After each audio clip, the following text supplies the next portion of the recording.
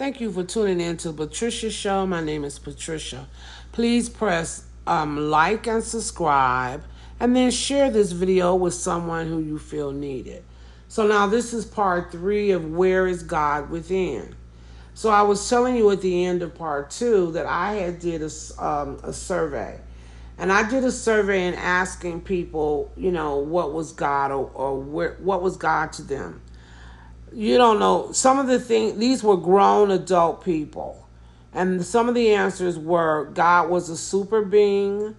Some of the answers were God doesn't really have any time for me because he's thinking about what's going on the earth. He's so busy, taking care of issues that are more important than me than the earth.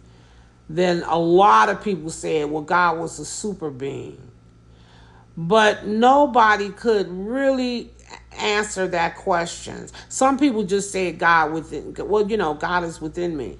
But if I say, well, where is he at, or what, they couldn't answer it. So that tells me something that a lot of these people were religious people. Some of them were people who, maybe they were religious as children, and then as an adult they weren't going as much. But some of them were. And so they've been going to church all this time, and all the information they have is things that have brainwashed them and things that is further from the truth. When you go to a religious organization, it's supposed to make your life better. But there are people who go to religious organizations and they've been going there all their life and they still don't know a thing. And they still having financial problems and their life is worse. So that should tell you something right there. Maybe they're not teaching me everything they should teach me. Or are they really teaching me the truth? Or are they trying to keep me brainwashed? Or what's really going on? Okay? So the people that I did the survey on, again, nobody could tell me, anything, nothing about God. Nothing. Some people said that. I asked, some people who told me, well, he was a human. And then I would say, well, what do you mean a human? And, he's not a spirit. And then some people would say, well, God could be whatever he want to be. But just no answers. But so anyway, I'm telling you, you think about what you've been taught about God over the years. And has it been to really help you grow? Or has it been what do they call that? Self-serving, that the church has told you things so that you'll stay in the church and continue to make their pockets fat and continue to, like you don't know anything and they know because they, a friend of mine told me, I believe what the preacher said because the preacher went to school. And I didn't. You don't have to go to school. God is within you. Whatever you want to know, ask the question. I guarantee you the answer will be there. It's like this power of God is sitting deep. Like if I have to explain it, because this is the only way I can explain it.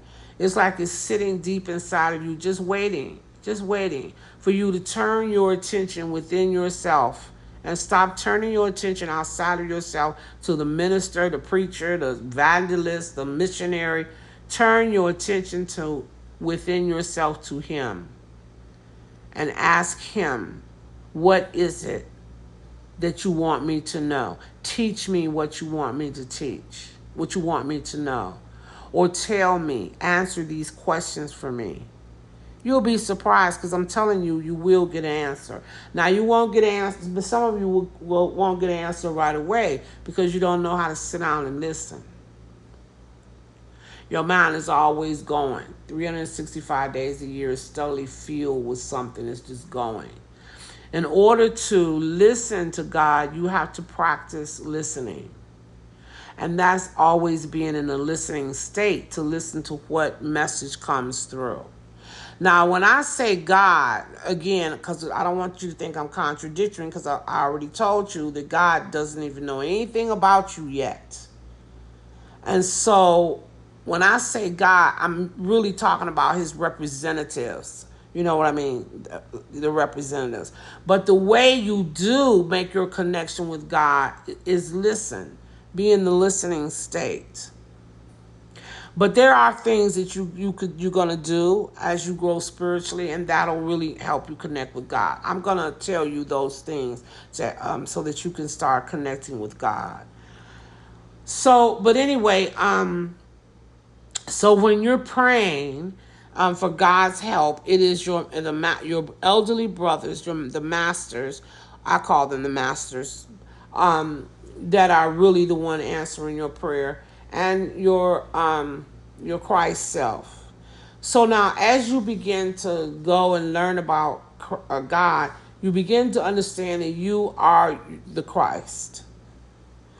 And when you really get it, you are the Christ. Like I said, you've ascended 51%, consumed 51% of your karmas. That the Christ will emerge with you, and you will become one with the Christ. Because you cannot get emerged with your I am self until you have emerged with the Christ first. Because the Christ is like the purifier. It's pure light. All it is pure light.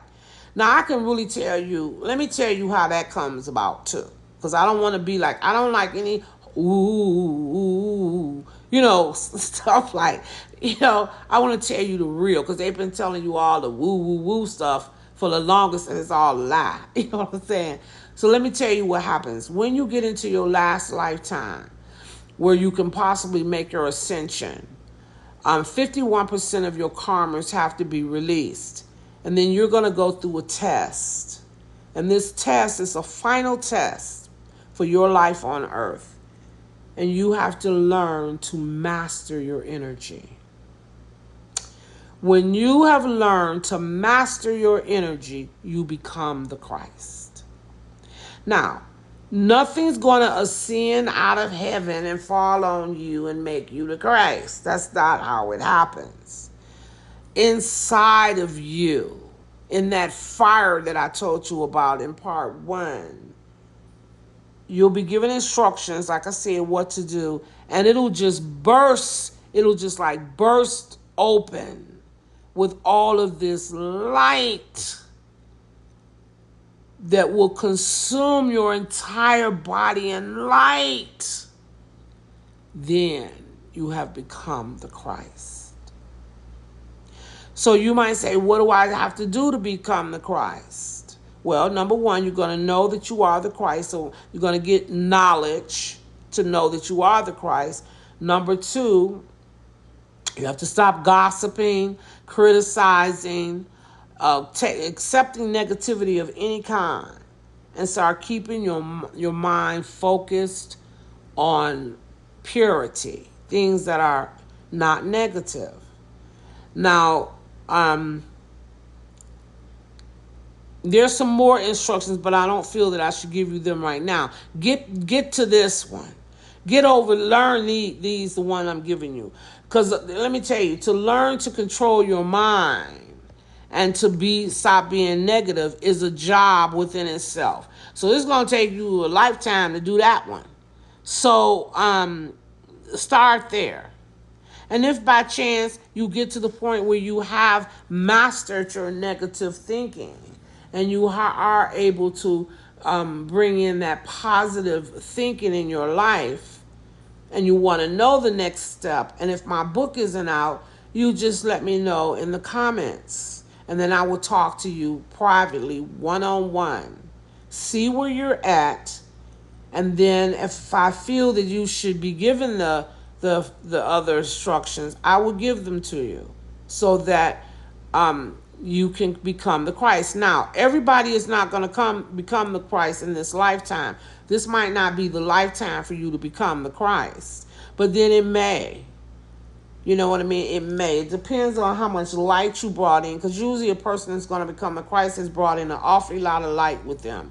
There's just a lot of light come in with them. And so, it's just things where it's just a lot of light that comes in, and that this was the life for you to make your ascension. And then again, you're going to, when you finish all 51% of your karmas, you're going to come against a situation that you have to master it. by knowing you are the master of your world. And then you become the Christ. Because that's how really a master is. A master is knowing how the master knows how to control the energy in their world. So when you learn how to control the energy in your world, you become the Christ. And then that light or the fire I was telling you about bursts open and just emerges you, and all of this light will be everywhere and all around you. Then you know you have become the Christ. And that's what you're here, people. That's really why you're here. You're not here to be going to no party down the street. You're not here to be finding the perfect man for you because you lonely. That ain't what you here for, honey. You ain't here to have all these, every time you meet a man, you just crying out, oh God, help me find the right man. You ain't there for this, honey. Because even when you maybe find the right man, it's something in your spirit that's going to be it's going to be restless. And it's like you might feel like you're looking for something and you don't know what it is. And you might have a really good man right there for you, but you still feel like you're looking for something, you don't know what it is. That's because that man is not what you came here for. And what you really came here for, you haven't gotten on that road yet, and that's why you feel so restless. I'm sure you know somebody that you might, or even if you don't know anybody, maybe you've heard of somebody, you just feel they have everything in life, but they're still searching for more.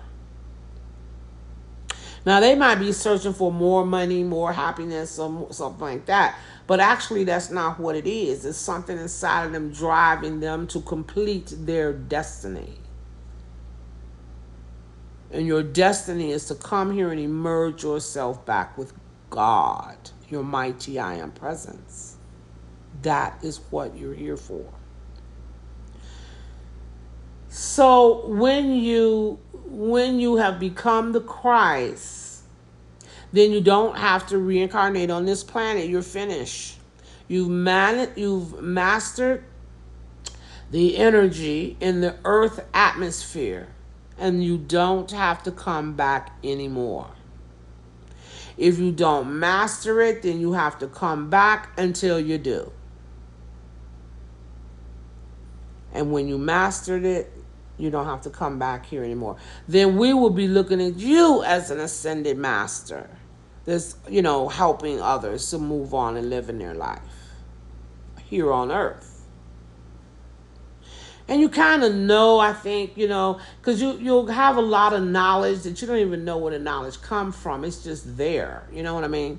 Somebody can ask you a question. You can first, you don't know the answer, and all of a sudden the answer just start flowing to you.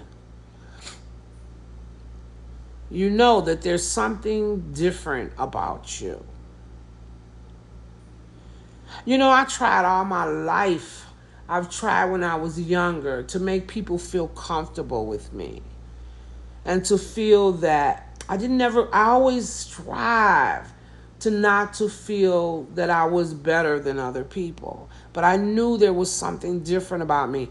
I'm not going to even say special, because I didn't even want to use the word special.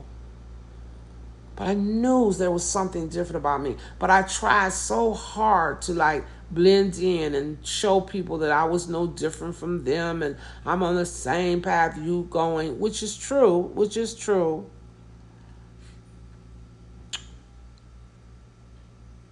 When I knew people were jealous of me, I tried very hard to make them feel comfortable. And sometimes no matter how much you try to make people feel comfortable, they're still gonna be jealous. It don't make a difference.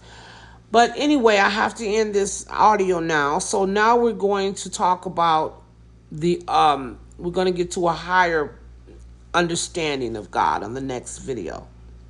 Thank you for tuning in.